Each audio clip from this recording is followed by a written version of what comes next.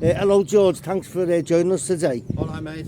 Could you educate the public, please, on what these are? I'll try my best. Anyway, as you can see here, this is the biggest energy from waste site in Western Europe. It burns 1.1 million tonnes of basically shit a year and creates 1.1 million tonnes of carbon dioxide. So, household waste? Sorry? Is it household waste? It's a household waste, yeah. It originally was supposed to come in pallet form. Then Mr. Ratcliffe and his wise business sense decided, no, that was no good. We'll just bring it in on trailers and trains. 24 hours a day, 7 days a week, the shite comes in for them to burn. They generate electricity, which for his power plants and everything else, but it actually emits 1.1 million tonnes of carbon dioxide, as well as all other kinds of garbage.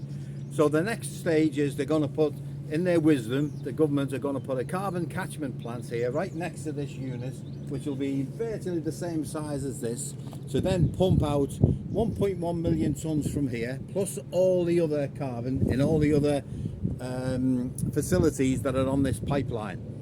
The carbon's mixed with a gel, and then it's going to force down a pipeline right out through the Point of Ayr and out into the Mersey estuary, into the old oil and gas fields in the Mersey, which are owned by a company called ENI, an Italian company.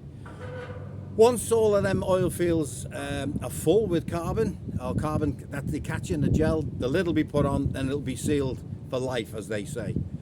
The problem is, once that's sealed, that's it for them. They don't care. If it leaks, it's down to you, me and every other taxpayer in Great Britain to actually do that. And our grandchildren? Not only us, it's not only you, it's your children, your grandchildren, your great-grandchildren. Because if it leaks, and studies show that it actually leaks, there's seismic problems everywhere.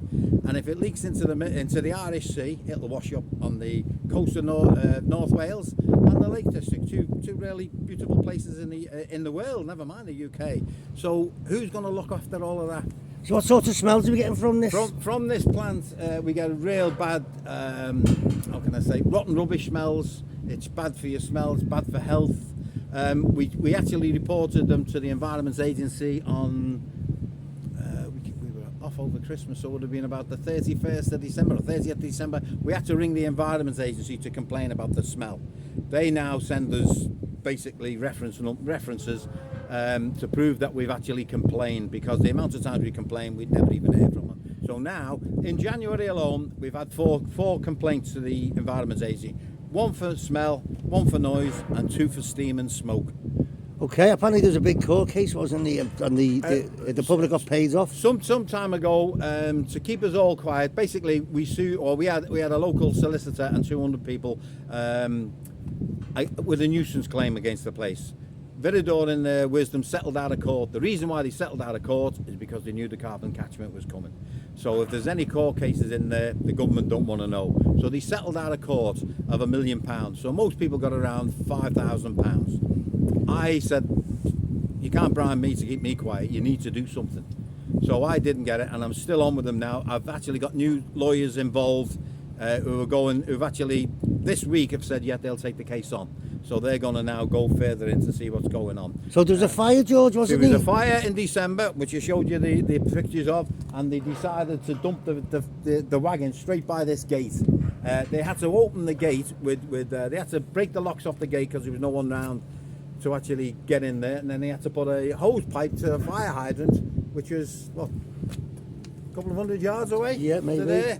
Why would they put a fire hydrant outside? Why haven't they got hydrants in this place? Why haven't they? Exactly, you tell me. They haven't got any hydrants? From what we can gather, they didn't do that. And then, what they did, once the fire was extinguished, the fire brigade were about 4 hours, they then decided to park the truck where them green ones are. And all of these trucks that come in with the rubbish have got a hydraulic platform. So they pushed all the rubbish out into where them green wagons are. And then it was left for 2 days sitting and rotting. All the local people and the businesses in the area to smell all that crap. Carbon catchment is actually banned in Japan. The Yanks don't want it. They realise it's a complete non-entity. It doesn't work. It's basically a government-backed harebrained scheme to capture carbon dioxide. What did they do? Why are we producing it? What did they do prior to this? How did they? Just dump it into the atmosphere, and that's what they're still doing now. They've been dumping carbon dioxide since this was in. It started in 2018 to produce energy from waste. So for the last 7-8 years, it's been doing it, and now in their infinite wisdom, they're going to actually pump it or dump it now into the Mersey, or basically the Irish Sea. That's where they're going to dump it in their wisdom.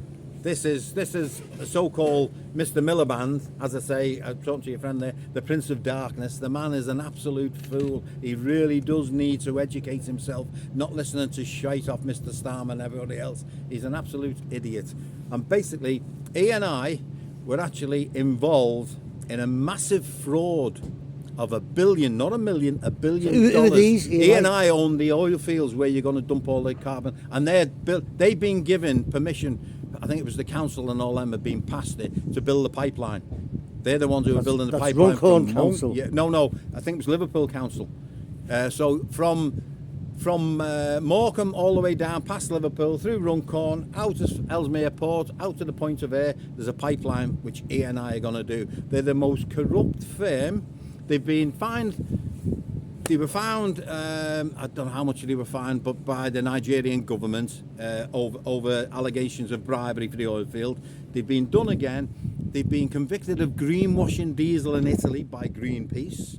This company is completely corrupt, and how can they be given of our government this pipeline? Absolutely unbelievable. And that's where they've put the planning application for people to see. You can see that. Exactly.